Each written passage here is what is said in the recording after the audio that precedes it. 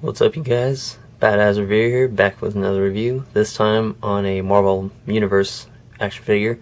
This is the Hulk, and this is the more recent Hulk that they have released from Hasbro.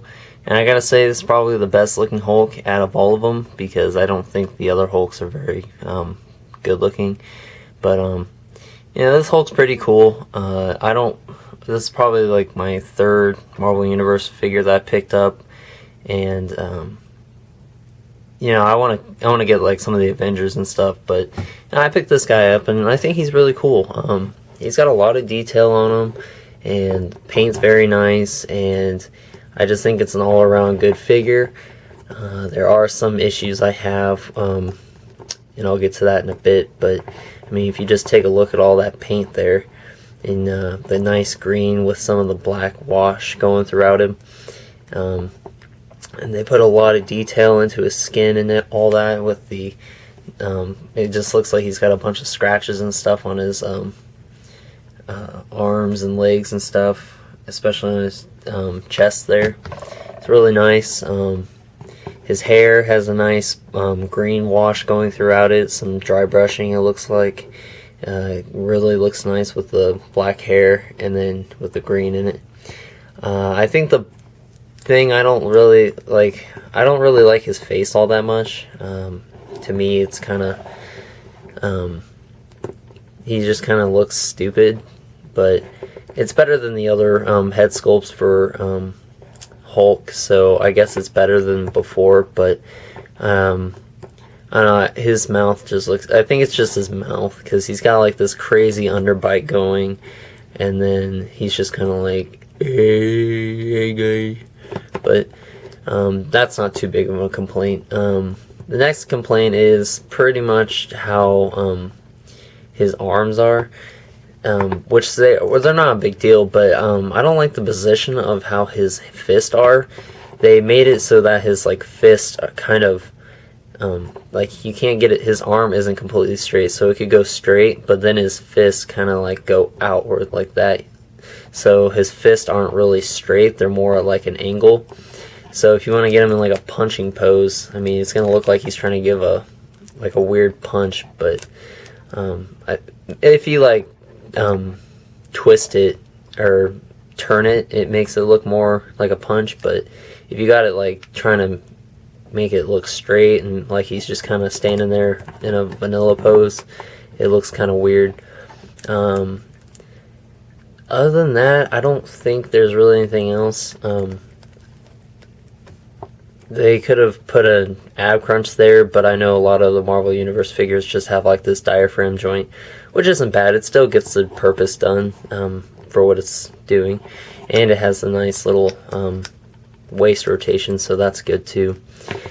I don't know. I never got around to picking up Marvel Universe, and I mean, I'd pick up more if I could find like Captain America and Thor and whatnot, which I have on occasion. But I mean, I think they're just selling these for too much. I mean, they want $10 for these. I would be fine paying like $8, but $10 is a little bit much. I think if they lower their prices down, I'd be more inclined to buy them. But I'm not gonna, go out of my way to find these. Plus, it's really hard to find these in the first place because, I don't know. I have no idea why they're so crazy. They're just really popular. They're pretty much in scale with like Star Wars and G.I. Joe figures, so I guess that's a reason why. But other than that, I guess we can go over articulation real fast. So his head's on a ball joint, and it gets a lot of good articulation.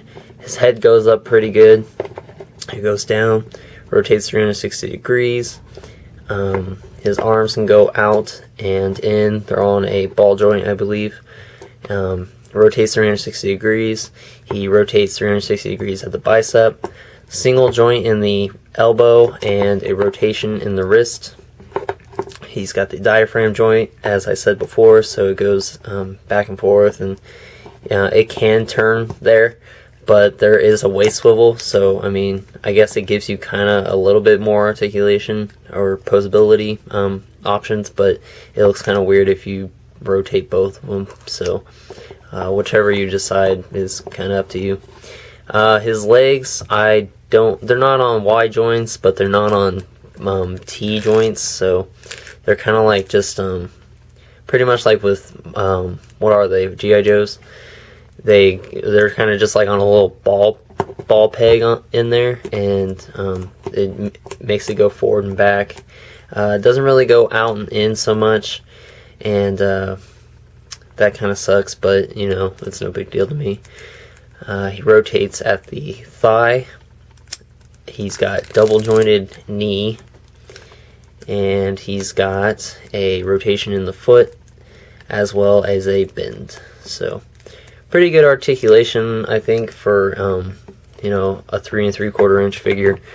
But you know, I just kind of prefer the bigger figures because I've always grown up on 6-inch figures, and I think that they're a little bit better. But honestly, I think the paint apps on these figures are 10 times better than some of the ones that Hasbro puts out on the 6-inch Legends. So it's kind of odd to me that they do that, but I don't know, it just doesn't make sense to me why they're putting more detail into these tiny figures.